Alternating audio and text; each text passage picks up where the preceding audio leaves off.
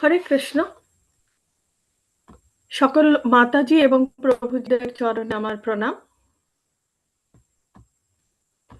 ISKCON Shri Shri Radha Govinda temple ম্যাঙ্গালুরুর তরফ থেকে আমরা 18 দিনে 18 অধ্যায়ের ভাগবত গীতা অধ্যয়ন করছি এবং আজকে আমাদের অষ্টম দিনে অষ্টম অধ্যায় হচ্ছে অক্ষর ব্রহ্মযোগ।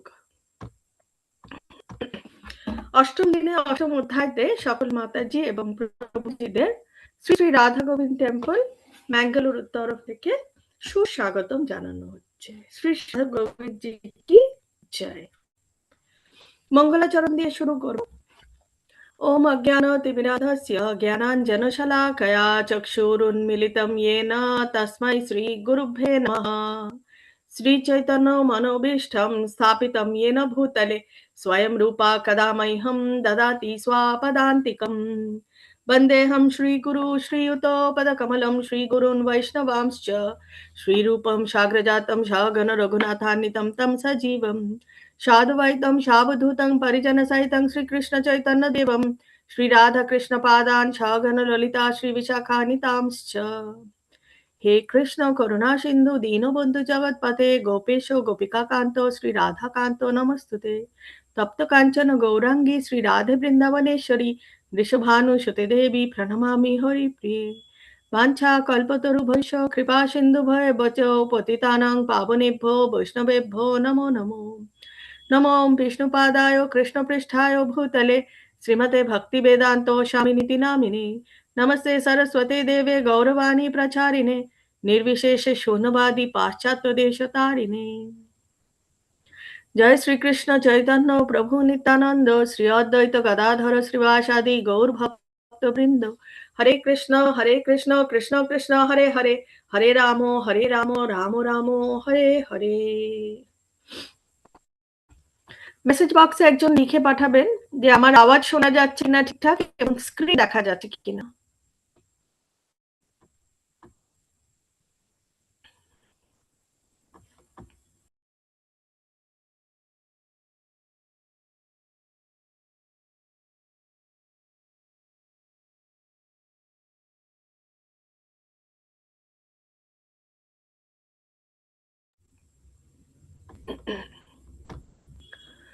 श्री श्री राधा गोविंद जी की जय। ইসকন টেম্পল শ্রী শ্রী রাধা গোবিন্দ টেম্পলের তরফ থেকে আমরা 18 দিনে 18 অধ্যায় এবং আজকে অষ্টম দিনে অষ্টম অধ্যায় অক্ষর ব্রহ্মযোগের ব্যাপারে জানবো।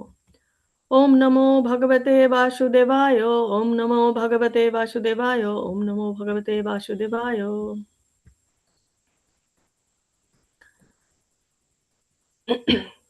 অষ্টম অধ্যায়ের প্রথম শ্লোক।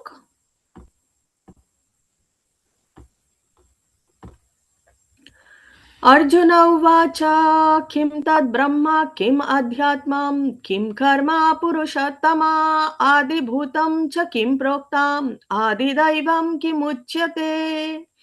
अर्जुन उवाच किं तद्ब्रह्म किम् अध्यात्मं किं कर्म पुरुषोत्तमा आदिभूतं च किं प्रोक्तम् आदिदैवं किमुच्यते।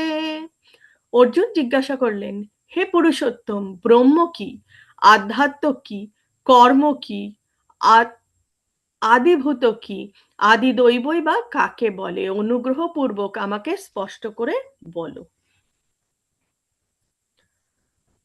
দ্বিতীয় শ্লোক। ধিয়াজ্ঞা কথম কোত্র দেহেস্মিন মধুসূদনা প্রয়াণকালে চ কথম জ্ঞেয়োষি নিয়তাত্মভিঃ। ধিয়াজ্ঞা কথম কোত্র দেহেস্মিন মধুসূদনা প্রয়াণকালে চ কথম জ্ঞেয়োষি নিয়তাত্মভিঃ। হে মধুসূদন, এই দেহ আদিযোগ্য কাকে, এই দেহের মধ্যে আদিযোগ্য কে এবং এই দেহের মধ্যে তিনি কিরূপ অবস্থিত, মৃত্যুকালে জিতেন্দ্রীয় ব্যক্তিরা কিভাবে তোমাকে জানতে পারেন। যারা ভক্তিমূলক সেবায় যুক্ত তারা মৃত্যুর সময় তোমাকে কিভাবে জানতে পারবে। এখন ভগবান কি বলছে আমরা জেনে নেব।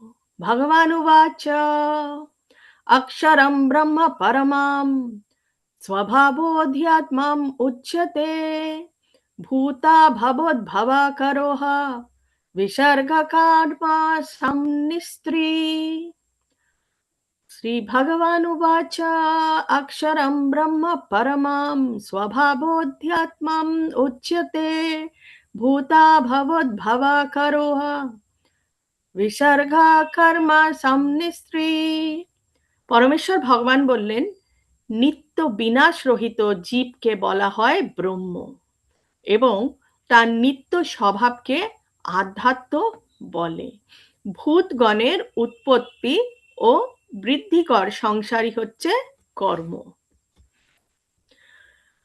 आदिभूतं शरोभावा पुरुषश्चाधिदैवतम् आदियज्ञोऽहमत्येवत्र देहे देहावृतं वरा आदिभूतं शरोभावा पुरुषश्चाधिदैवतम् आदियज्ञोऽहम एवत्र देहे देहावृतं वरा হে দেহধারী শ্রেষ্ঠ নশ্বর জরা প্রকৃতি হচ্ছে আদিভূত সূর্য চন্দ্র আদি সমস্ত দেবতাদের সমষ্টিরূপ বিরাট পুরুষকে আদিদৈব বলা হয় আর দেহীদের দেহান্তর্গত অন্তর্যামী রূপে আমি হচ্ছি আদি যোগ্য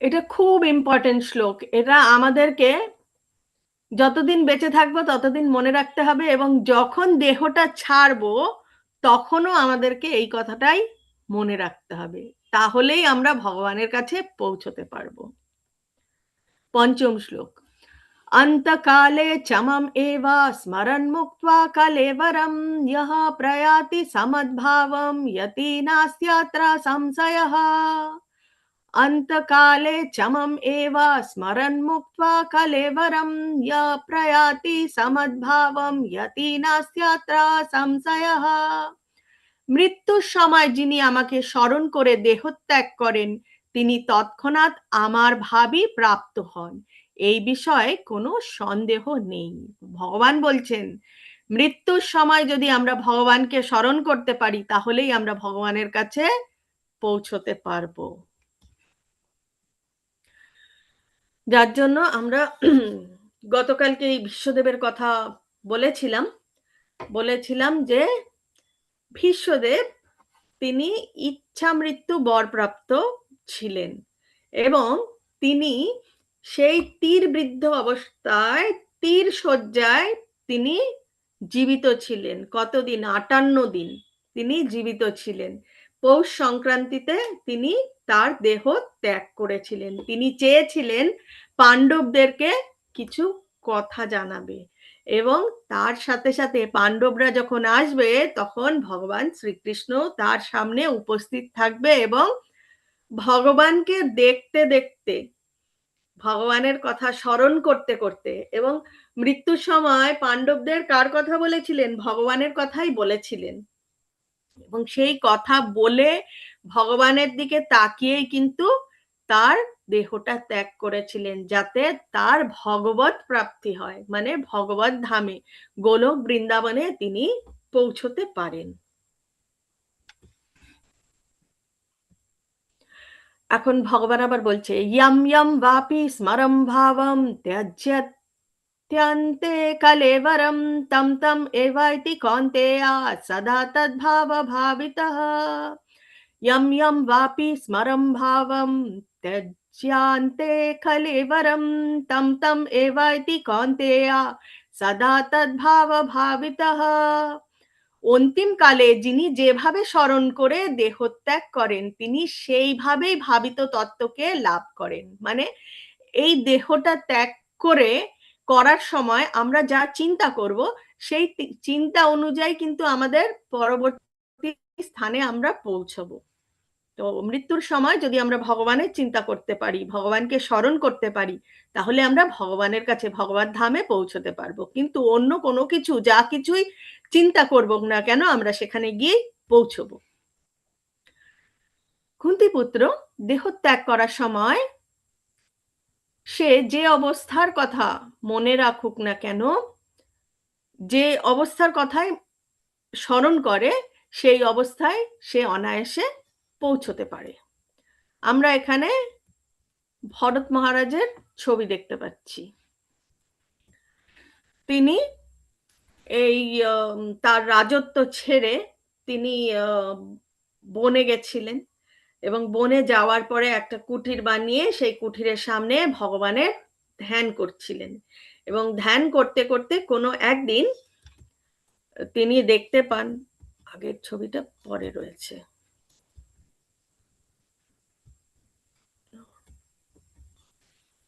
আচ্ছা, ধ্যান করতে করতে তিনি দেখতে পান যে একটি হরিণ, হ্যাঁ, একটি গর্ভধারী হরিণ দৌড়তে দৌড়তে আসছে এবং তাকে কোনো একটা হিংস্র পশু তাড়া করেছে এবং সেটা দেখে সেই হরিণটাকে বাঁচাতে যায় এবং যখন বাঁচাতে গিয়ে পৌঁছয় এর মধ্যে এই ভরত মহারাজকে দেখে সেই হিংস্র প্রাণীটিও পালিয়ে যায় এবং যাওয়ার সাথে সাথে পৌঁছানোর সাথে সাথে ভরত মহারাজ পৌঁছানোর সাথে সাথে একটা শিশু হরিণ প্রসব করে এবং সেই মা হরিণটি সে এই দেহটা ছেড়ে চলে যায়।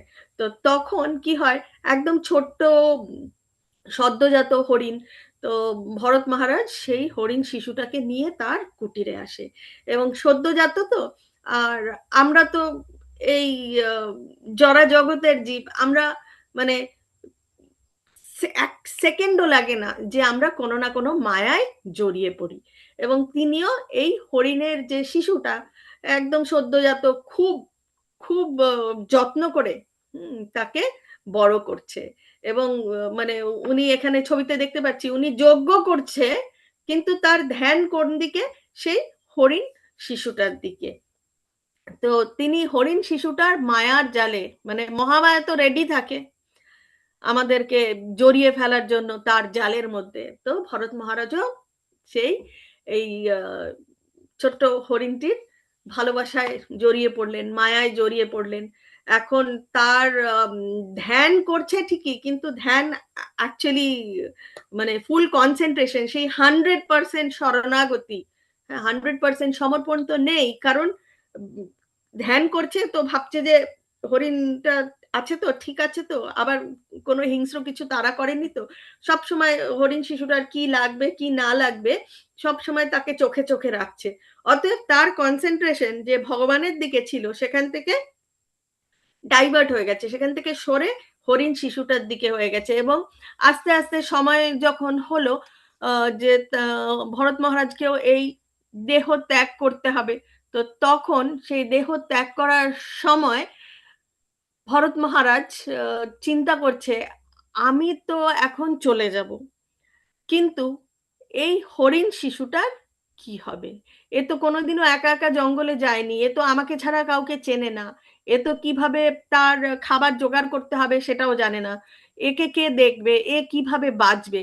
তো এইসব চিন্তা করতে করতে ফাইনালি তার জন্ম হলো কিন্তু এক হরিণ দেহ নিয়ে। তো ভরত মহারাজ অন্তিমকালে হরিণের চিন্তা করতে করতে তার পরবর্তী জন্ম হলো হরিণের দেহ নিয়ে। হরিণের দেহ নিয়ে জন্ম হলেও তার মনের মধ্যে ভগবান দাদামি বুদ্ধি যোগম তম যেটা বলেছে, যে বুদ্ধি একটুখানি ভগবানের দিয়ে রাখে, জ্ঞান সেটা আগের অর্জন করা যতটুকুই ছিল ততটুকু কিন্তু ভগবান পরিপূর্ণভাবে দিয়ে রাখে, পুরোটা না, 100% দেয় না, যে যতটুকু এগিয়ে যায় ততটুকু তার মধ্যে থাকে। তো যাই হোক, হরিণ দেহ পাওয়ার পরেও তিনি কিন্তু ভগবানকে মনে রেখেছিলেন এবং ভগবানকে মনে রেখেছিলেন দেখে এই হরিণ যে লাইফ স্প্যান, এই জীবনটা শেষ করার পরে তার আবার মানব একজন সদাচারী ব্রাহ্মণ, যেটা আমরা পড়েছিলাম যে কোথায় জন্ম হবে যারা ভক্তির পথে এগিয়ে থাকে, একজন সদাচারী ব্রাহ্মণের গৃহে অথবা অত্যন্ত ধনী একজন বণিকের গৃহে। তো এখানে ভরত মহারাজের জন্ম হয়েছিল একজন সদাচারী ব্রাহ্মণের গৃহে এবং তার সেই গৃহে আরো অনেকেই ছিল, তার ভাই বোন আত্মীয়-স্বজন অনেকেই। কিন্তু এখানেও সে যে আস্তে, আস্তে, আস্তে, আস্তে বড় হয়ে উঠছে, বড় হওয়ার পরে তার যখন জ্ঞান, বুদ্ধি এইসব আ মানে যেটা দেখা যায় সাধারণত শিশুদের মধ্যে, তখনও তার মনে ছিল, পূর্বজন্মের কথা মনে ছিল এবং সে কিভাবে সে বুঝতে পেরেছিল যে তার আ এই হরিণ জন্মের, এর আগের জন্ম হরিণের জন্ম ছিল। তার আগের জন্মে তিনি ভরত মহারাজ ছিলেন এবং তিনি তপস্যা করছিলেন। তিনি ভগবানের নাম জপ করতেন, তিনি ভগবানের যজ্ঞ করতেন।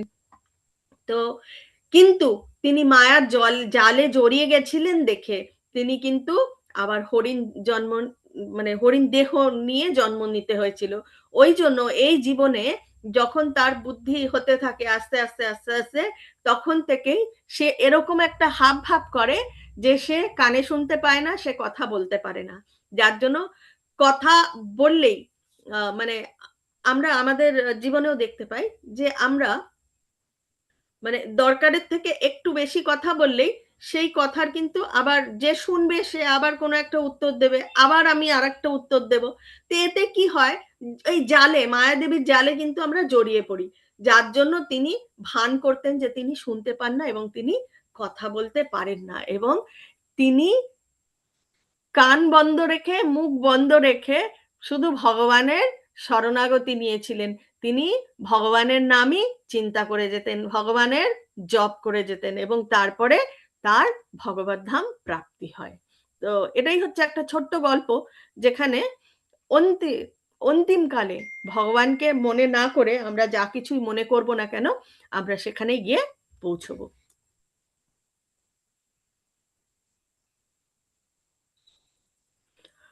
সপ্তম শ্লোক তস্মাৎ সর্বেষু কালেষু মম অনুস্মারায়ুধ্য চ ময়ার্পিতা মনোবুদ্ধির মামেবাস্যস্য সংশয়ः তস্মাৎ সর্বেষু কালেষু মম অনুস্মরयुध्य চ ময়ার্পিতা মনোবুদ্ধির মামেবাস্যস্য সংশয়ः অতএব হে অর্জুন সর্বদা আমাকে স্মরণ করে তোমার স্বভাব বিজিত যুদ্ধ করো। স্বভাব বিজিত যুদ্ধ করো কেন বলছে? অর্জুন একজন ক্ষত্রিয় এবং ক্ষত্রিয়র যে ধর্ম সেই ধর্ম হচ্ছে যুদ্ধ করা। তাই ভগবান বলছেন তাহলে আমাতে তোমার মন ও বুদ্ধি অর্পিত হবে এবং নিঃসন্দেহে তুমি আমাকেই লাভ করবে। ভগবান কিন্তু এখানে আহ মানে যতবার বলছে ততবার কিন্তু ভগবান নিজেই বলে দিচ্ছে যে আমিই ভগবান, তুমি আমাকেই মনে করবে এবং আমি বলছি যুদ্ধ করতে, তুমি যদি আমার কথা শুনে যুদ্ধ করো তাহলে সেই যুদ্ধটা কি হবে? যুদ্ধটা কিন্তু আমাকে সমর্পণ করে, হ্যাঁ, আমার কথা শুনে আমাকে সমর্পণ করে যুদ্ধ করা হবে। তাই তোমার মন ও বুদ্ধি আমাতেই অর্পিত হবে এবং নিঃসন্দেহে তুমি আমাকেই লাভ করতে পারবে। তো ভগবান তাই বলছেন যে আমরা যা কিছুই করি না কেন আমরা সবকিছু যেন ভগবানকে স্মরণে রেখে করি, তাহলেই আমরা ভক্তির পথে এগিয়ে যেতে পারবো। অষ্টম শ্লোকে বলা হচ্ছে अभ्यासयोगयुक्तेन चेतसा नन्यगामिना परमं पुरुषं दिव्यं यति पार्थानुचिन्तयन् अभ्यासयोगयुक्तेन चेतसा नन्यगामिना परमं पुरुषं दिव्यं यति পার্থানুচিন্তয়ন হে পার্থ অভ্যাস যোগে যুক্ত হয়ে অনন্যগামী চিত্তে যিনি অনুক্ষণ পুরুষের চিন্তা করেন তিনি অবশ্যই তাকে প্রাপ্ত হন। আমরা এখানে অন্তিমকালের আরো একটা গল্প দেখে নেব। এখানে হচ্ছে অজামিলের গল্প। অজামিলেরও জন্ম হয়েছিল একজন সদাচারী ব্রাহ্মণের গৃহে এবং ব্রাহ্মণের গৃহে জন্ম হয়েছে, সে পুজো অর্চনা করত এবং পুজো অর্চনা করার জন্য ফুল লাগে, ফল লাগে। তো সেই ফুল ফল সংগ্রহ করতে তিনি হ্যাঁ তিনি তার মানে একটা বয়সের সীমার পরেই তিনি ওই জঙ্গলের দিকে গেছিলেন ফুল ও ফল সংগ্রহ করতে এবং সেখানে এই ফুল ফল সংগ্রহ করতে গিয়ে তিনি একজন বেশ্যাকে একজন পুরুষের সাথে অন্তরঙ্গ অবস্থায় দেখেন এবং সেটা দেখে তার চিত্ত বিচলিত হয়। মায়াদেবী তো তার জালে থাকেই, জাল ছড়িয়ে থাকে। অতএব সে বিচলিত হয়ে গেল এবং তারপরে তার মনের মধ্যে খুব আশা জাগলো যে তিনি এই বেশ্যাকেই সাথেই তিনি সংসার করবেন। তো তিনি তার গৃহ ছেড়ে, তার সংসার ছেড়ে তিনি এই বেশ্যাকে নিয়ে এই জঙ্গলের পাশেই কোথাও কুটির বানিয়ে সেখানে থাকতে লাগলেন এবং বহু রকম মানে বিকর্মেও যুক্ত হয়ে গেলেন এবং বিকর্মে যুক্ত হওয়ার ফলে যাই হোক তিনি আর এই গ্রামের দিকে আসতেন না। আরো এর মধ্যে আরো একটা ছোট্ট গল্প রয়েছে যে কোনো ঋষি মুনি সাধু এরা এই জঙ্গল বা এই গ্রামের পাশ দিয়ে পার হচ্ছিল, তো তখন তাদেরকে রাত্রিবাস করতে হবে। তারা খোঁজ করছিল কোথাও কোনো ব্রাহ্মণ রয়েছে কিনা এবং সেখানে গিয়েই তারা রাত্রিবাস করবে। তো সব জায়গায় এটা এটা একটা আলাদাই ছোট্ট স্টোরি। তো সেখানে কি হয়েছে, সেখানে ওই কিছু ছেলেপেলে থাকে না সবাই মজা করার জন্য উল্টোপাল্টা বলে। তো সেই মজা করার জন্য তারা কার কোন ব্রাহ্মণের গৃহ দেখিয়ে দিয়েছিল, তারা দেখিয়ে দিয়েছিল এই আম আম অজামিলের গৃহ, যেখানে তিনি সেই বেশ্যা স্ত্রীকে নিয়ে থাকে। তো এটা অনেকদিন পর। তো যাই হোক তার আরো অনেকগুলো সন্তান রয়েছে এবং অজামিল বাড়িতে ছিল না, গৃহে ছিল না। তার স্ত্রী যে কোনো এক সময় বেশ্যা ছিল, তিনি খুব সুন্দরভাবে এই ব্রাহ্মণদের সেবা করেছেন এবং সেবা করার পর আ অজামিল গৃহে ফিরে ব্রাহ্মণদের দেখে ভাবছে, "আরে এরা কেন আমার বাড়িতে এসছে?" তো দেখে এদেরকে প্রায় তাড়িয়েই দিচ্ছিল। তো তখন আম তার স্ত্রী বলল যে, "যদি আমার কোনো অন্যায় হয়ে থাকে, আমি একজন বেশ্যা বলে আপনাদের সেবা করেছি, সেটাতে যদি আপনারা আ মানে কোনো রাগ হয়ে থাকেন বা কিছু, তাহলে আমি মাথা পেতে নেব।" তো যেহেতু খুব ভক্তি সহকারে অজামিলের স্ত্রী তাদের সেবা করেছিলেন, তাই সেই ব্রাহ্মণরা বলে গেছিলেন যে, "তোমার পুত্র সন্তান হলে তার নাম অবশ্যই নারায়ণ রাখবে।"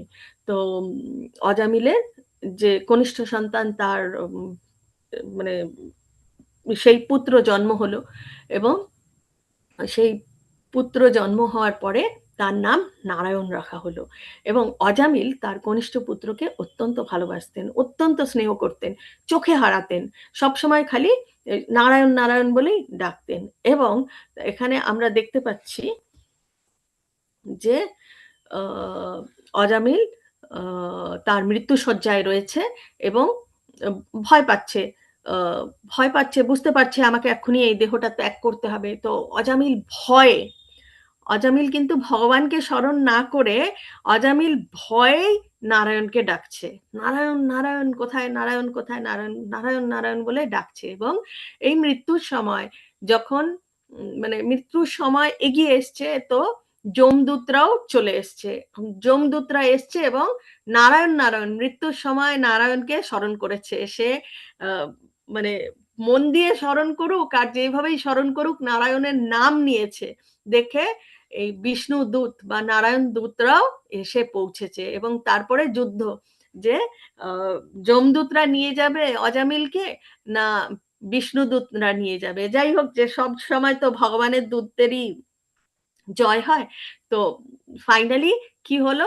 বিষ্ণুদূতরাই অজামিলকে নিয়ে গেল। কারণ অন্তিম সময় নারায়ণ, নারায়ণ বলে তিনি চিৎকার করেছেন। তো এটাই হচ্ছে কথা যে ভগবানের আমরা যতই যা কিছুই করি না কেন, আমরা অন্তিম সময় যদি ভগবানের কথা, ভগবানের নাম মুখে না আনতে পারি, কলিকালে নাম কৃষ্ণ। তাই আমাদেরকে ভগবান শ্রীকৃষ্ণের নাম সবসময় মুখে আনতে হবে। মানে এটা আমাদের জন্য বলছি। আর অজামিলের সময় এখানে অজামিল নারায়ণ, নারায়ণ বলে চিৎকার করেছিল বলে বিষ্ণুদূতরা এসে অজামিলকে বিষ্ণুলোকে নিয়ে যায়। তার জন্য কলিকালে আমাদের কি ধর্ম? আমাদের ধর্ম হচ্ছে নাম যজ্ঞ করা। এবং নাম যজ্ঞর জন্য আমাদেরকে জয় শ্রীকৃষ্ণ চৈতন্য প্রভু নিত্যানন্দ শ্রী অদ্বৈত গদাধর শ্রীবাসাদি গৌর ভক্তবৃন্দ। হরে কৃষ্ণ কৃষ্ণ কৃষ্ণ হরে হরে, হরে রাম রাম রাম হরে হরে।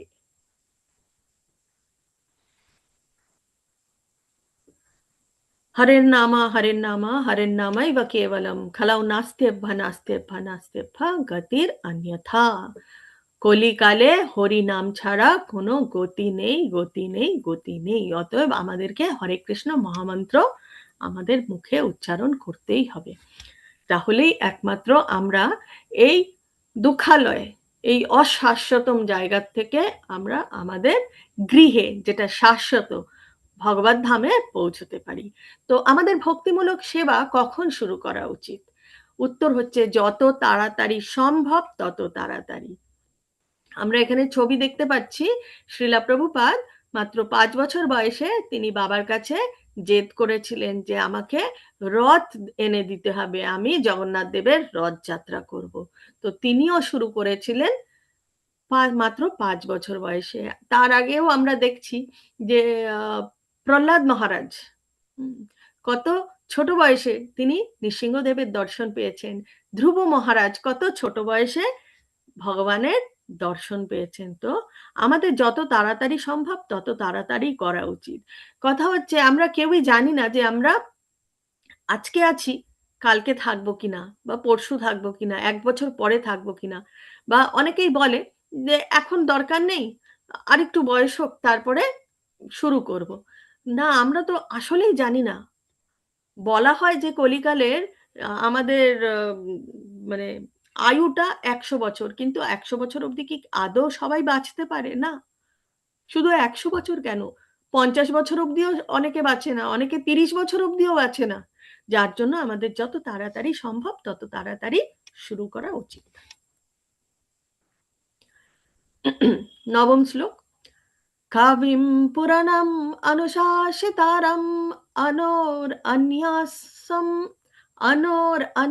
সম অনুস্মরেদ্যা সর্বস্য ধাতারমচিন্ত্য রূপম আদিত্যবর্ণম তমসা পরস্তাৎ।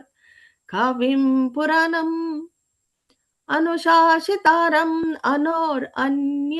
সম अनुस्मरेद्या सर्वस्य धातारमचिन्त्य रूपम् आदित्यवर्णं तमसा परस्तात्। সর্বজ্ঞ সনাতন নিয়ন্তা, সূক্ষ্ম থেকে সূক্ষ্মতর সকলের বিধাতা, জড়বুদ্ধির অতীত, অচিন্ত ও পুরুষ রূপে পরমেশ্বর ভগবানের ধ্যান করা উচিত। তিনি সূর্যের মতো জ্যোতির্ময় এবং এই জড়া প্রকৃতির অতীত। তাহলে ভগবান নিজেই এখানে বলে দিচ্ছেন যে কার ধ্যান করা উচিত? ভগবানের ধ্যান করা উচিত, ভগবানের ব্যক্তিত্বের ধ্যান করা উচিত। তিনি সূর্যের মতো জ্যোতির্ময়। শুধু ব্রহ্মণের ধ্যান করলে হবে না। ব্রহ্মণের ধ্যান করলে কি হবে, যারা ব্রহ্মণের ধ্যান করে তারা গিয়ে ব্রহ্মণের সাথে মিলিয়ে যায়, কিন্তু সেবাটা কোথায় হলো? আমরা ভগবানের দাসী বলে নিজেদেরকে মনে করি, এবং আমরা শ্রী চৈতন্য চরিতামৃতে রয়েছে আমাদের স্থান কোথায়? দাস অনু দাস, মানে ভগবানের দাস, তার দাস, পরম্পরা অনুযায়ী আমাদেরকে ফুল পরম্পরাকেই আমাদের সেবা করতে হবে। তো আমরা ভগবানের যে ভগবানের স্বরূপের ধ্যান করব, এবং সেই স্বরূপের জন্য আমরা কি করতে পারি? আমরা সেবা করতে পারি। কার সেবা করব? সাধু সেবা, গুরু সেবা এবং ভক্ত সেবা। তাহলেই ভগবান শ্রীকৃষ্ণ আমাদের ওপর খুশি হবে এবং আমাদেরকে আমাদের নিজের গৃহে তার কাছে ফিরিয়ে নিয়ে যাবে।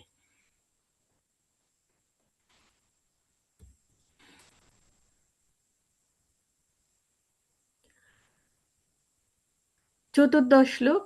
অনন্যচেতাঃ সততাং यो मां स्मरति नित्यशा तस्याहं सुलभः पार्थ नित्ययुक्तस्य योगिनः अनन्या चेताः सततां यो मां स्मरति नित्यशा तस्याहं सुलभ पार्थ নিত্যায়ুক্তস্য যোগিনঃ।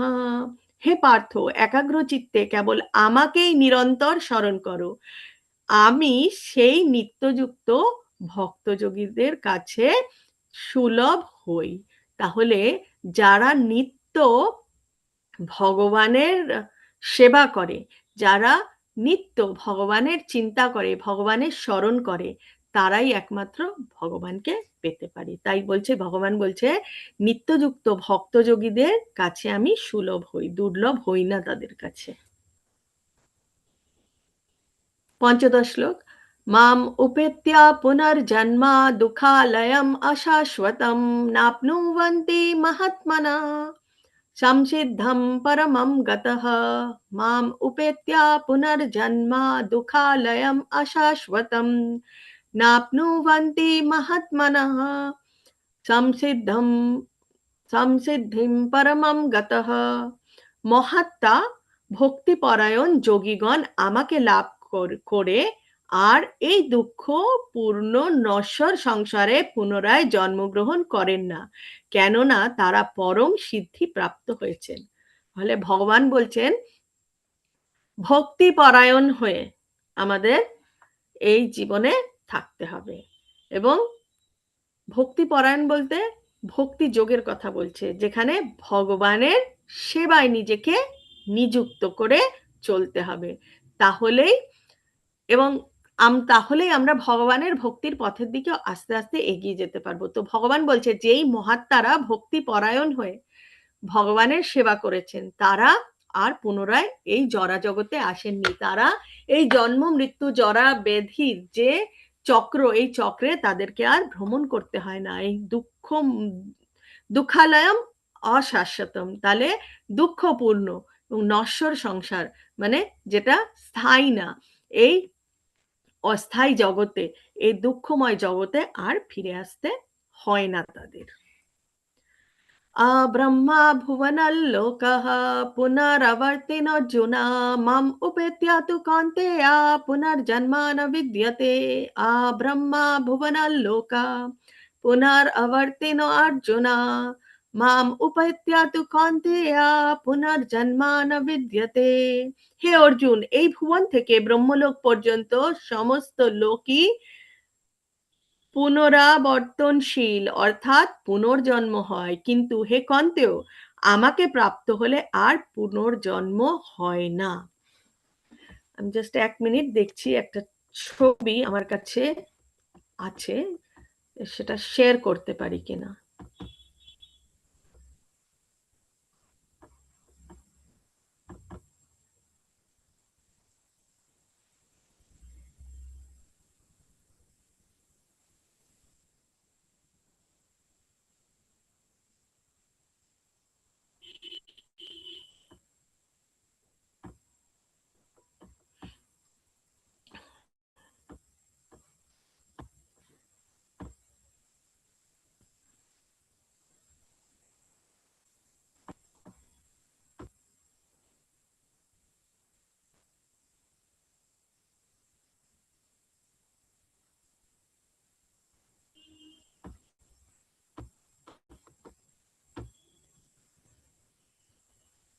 দেখা যাচ্ছে, আমি একটা ছবি শেয়ার করার চেষ্টা করেছি,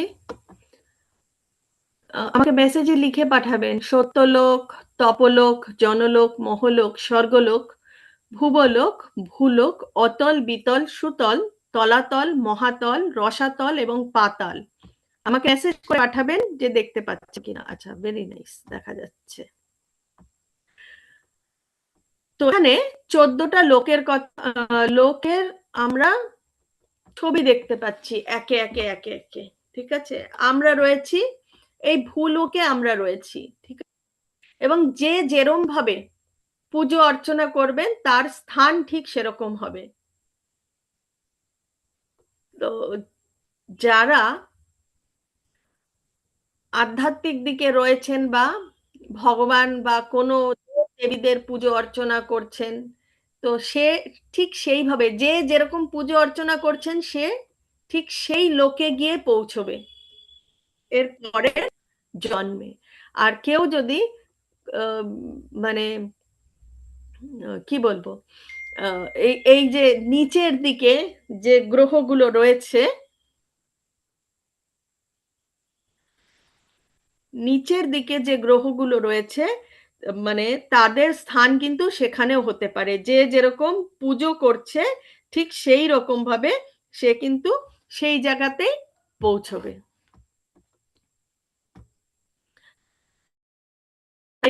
এর মধ্যে আমাদেরকে খালি ভ্রমণ যেতে হবে, অন্য কোনো মানে এর থেকে আমাদেরকে, আসল কথা হচ্ছে আমাদেরকে এর থেকে বেরোতে হবে।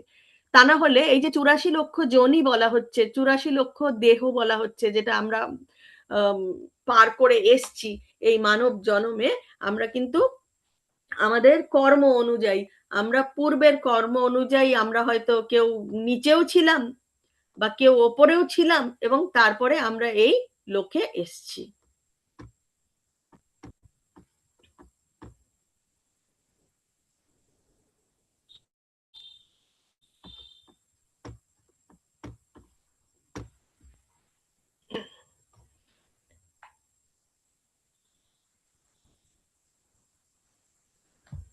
ওকে,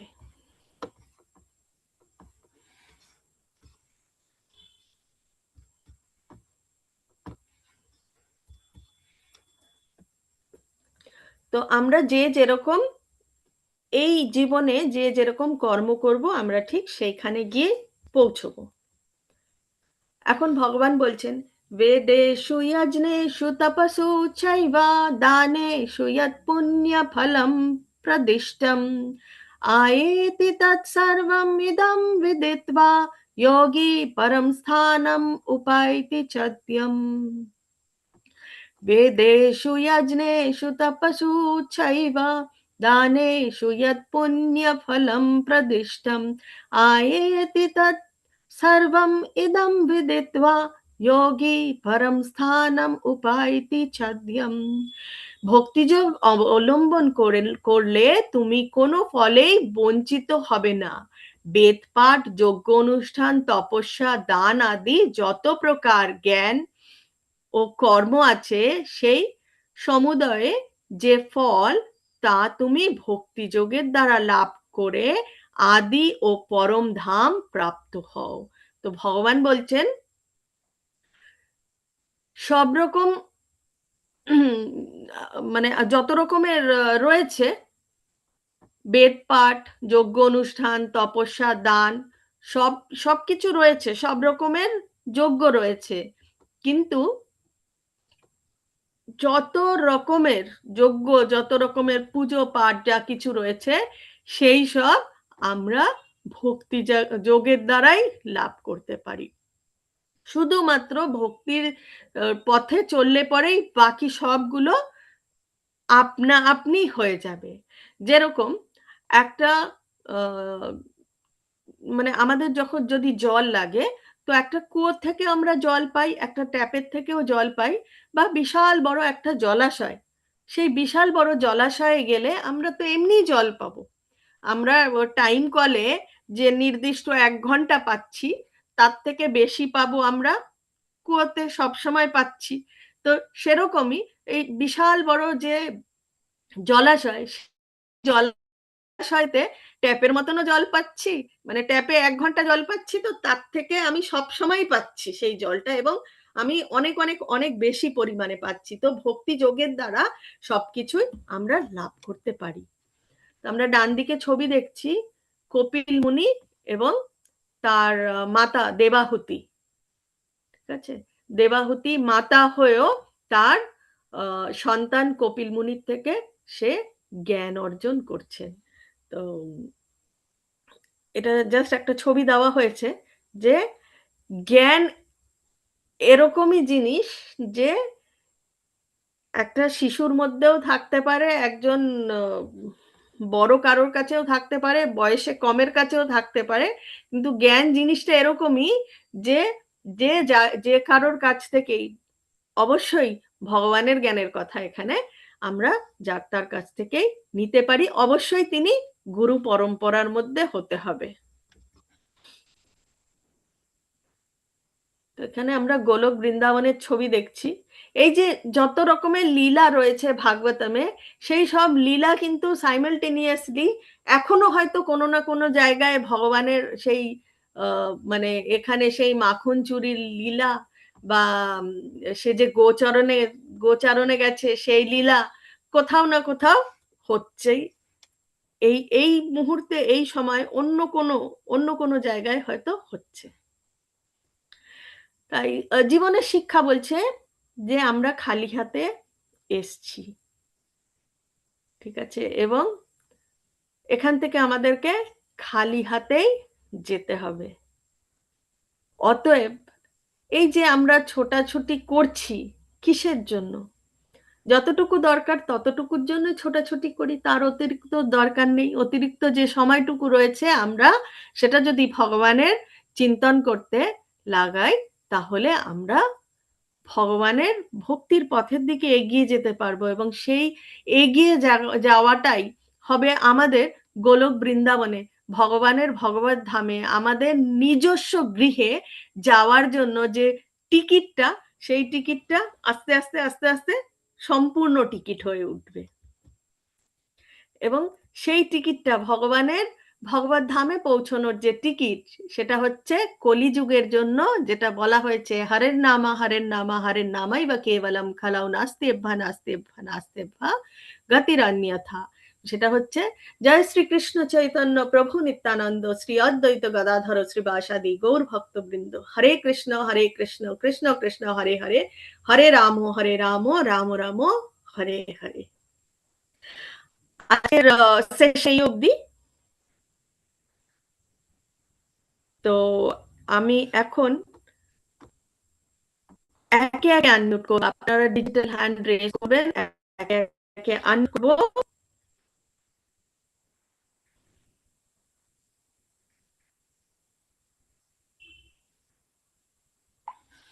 এবং আপনারা আনমিউট করে প্রশ্ন রাখবেন। হরে কৃষ্ণ মদন মোহন ধারা প্রভু।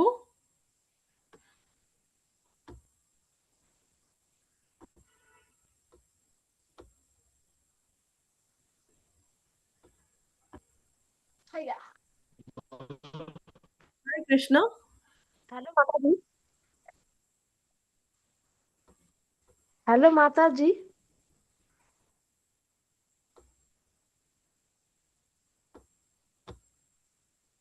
হরে কৃষ্ণ মদন মোহন প্রভু।